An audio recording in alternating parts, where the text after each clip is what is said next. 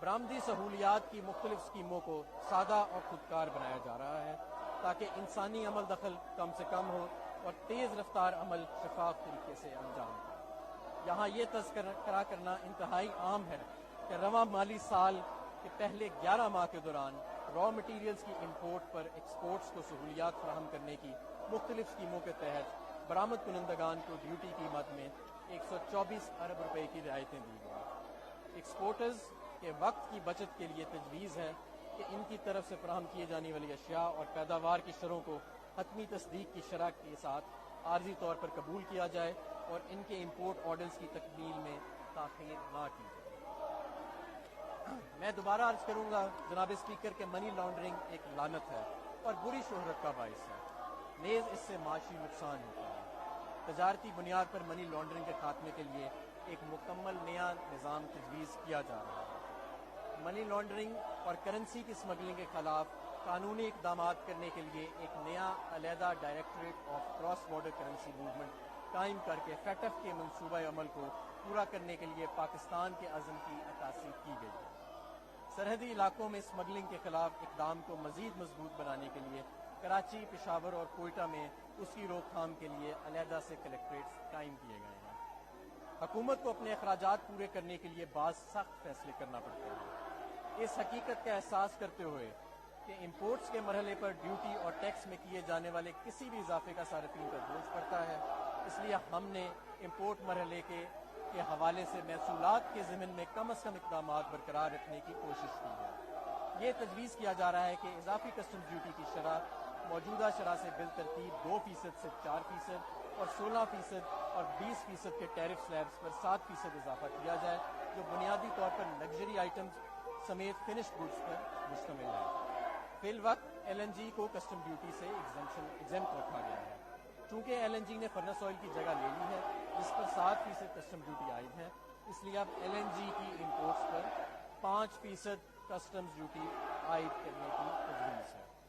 جناب اسپیکر، حکومت نے غریب طبقے کی بڑی اکثریت کے فائدے کے لیے محصولات اکٹھا کرنے کی غرض سے جنرل سیلز ٹیکس کے ریٹ کو 17% تک بڑھانے کا 17% سے آگے بڑھانے کا آپشن اختیار نہیں کیا۔ ریلیف کے کچھ اقدامات حسب ذیل ہیں۔ اس وقت اینٹوں کے بھٹوں سے 17% کے ریٹ سے ٹیکس وصول کیا جا رہا ہے۔ تجویز ہے کہ سیلز ٹیکس کے ریٹ کو 17% سے کم کر کے کیپیسٹی اور جگہ کے حساب سے فکس کیا جائے۔ یہ دیہی علاقوں کی صنعت ہے جہاں دستاویزی تقاضے کو پورے کرنا مشکل ہے، اس لیے اس اقدام سے کم لاگت پر کمپلائنس کو یقینی بنایا جا سکے گا۔ کھانے اور دیگر اشیاء پردونوش کی تیاری میں استعمال ہونے والی اشیاء جیسے گوشت، سبزیاں، آٹا وغیرہ کو دستاویزی شکل میں لانا مشکل ہے اور اس کاروبار کے لوگوں میں ٹیکس چوری کا رجحان بڑھتا ہے۔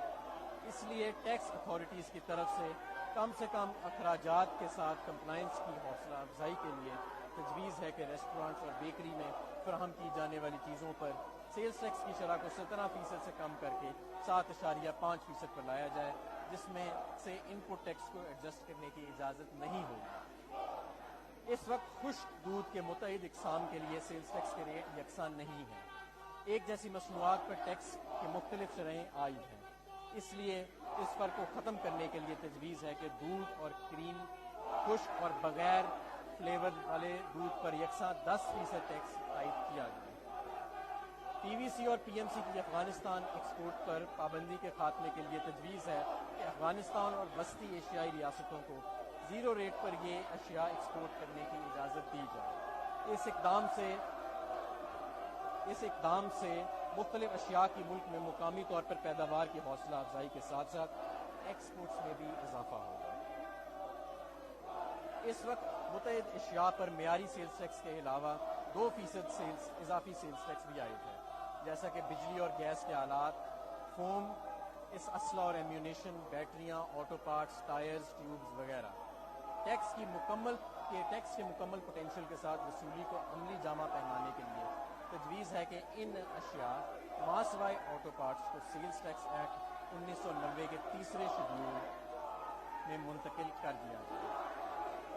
آٹو کوٹس جو کہ درمیانی نوعیت کے حامل ہیں اور صنعتوں میں استعمال ہوتی ہیں، تجویز ہے کہ ان پر عائد اضافی ٹیکس کو واپس لیا جائے تاکہ مقامی صنعت کی لاگت پیداوار میں کمی آئے۔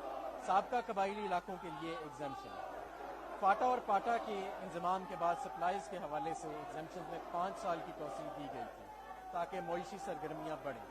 تجویز ہے کہ صنعتی خام مال اور پلانٹ و مشینری کی امپورٹ پر بھی ٹیکس ایگزمپشن کو ان علاقوں تک وسعت دی جائے۔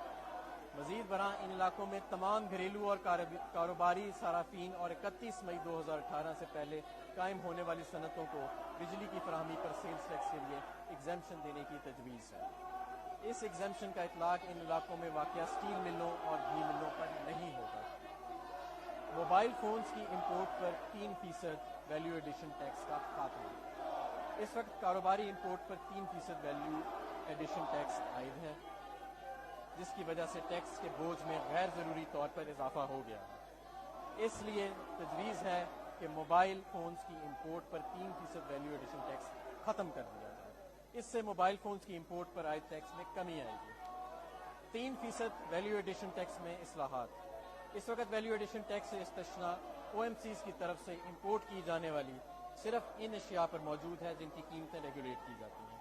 تجویز ہے کہ او ایم سیز کی طرف سے امپورٹ کی جانے والی تمام پیٹرولیم مصنوعات جیسے فرنس آئل پر بھی ایگزمپشن دی جائے۔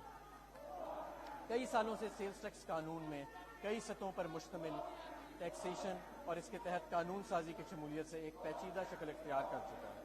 اس کے بغور مطالعے کے بعد اسپیشل پروسیجر رولز کو ختم کر کے سیلز ٹیکس ایکٹ کا حصہ بنایا جا رہا ہے۔ اس طرح چند بے حد ضروری ایس آر اوز کو چھوڑ کر تمام ایس آر اوز اور ایس ٹی جی اوز کا خاتمہ کیا جا رہا ہے۔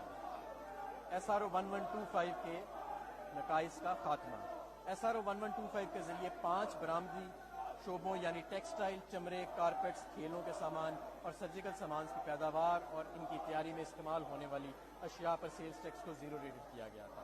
اس کا مقصد ریفنڈگی کی ادائیگی میں تاخیر کا خاتمہ کرنا تھا، تاہم زیرو ریٹنگ کی وجہ سے ملکی پیداوار اور صنعت کا ایک بڑا حصہ ہونے کے باوجود ان اشیاء کی ملکی فروخت میں ٹیکس کی مقدار صرف 6 ارب روپے ہے، جو کہ 1200 ارب روپے کی پیداوار کا 1% بھی نہیں ہے۔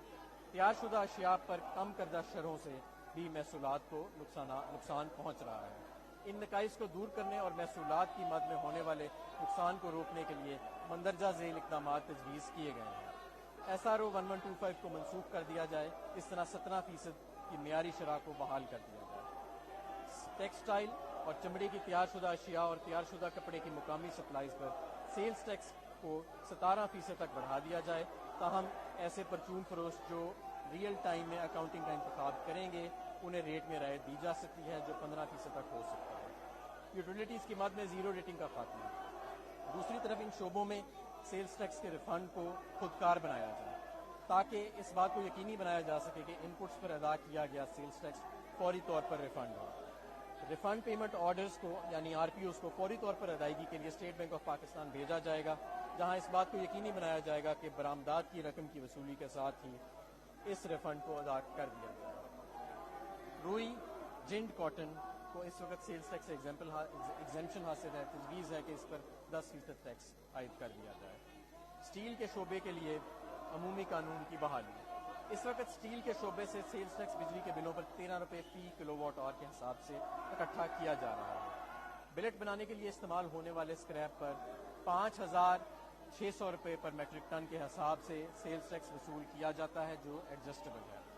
شپ بریکرز کے لیے امپورٹ کیے جانے والے جہاز سیلز ٹیکس کی ادائیگی سے ایگزمپٹ ہیں، تاہم جہاز توڑ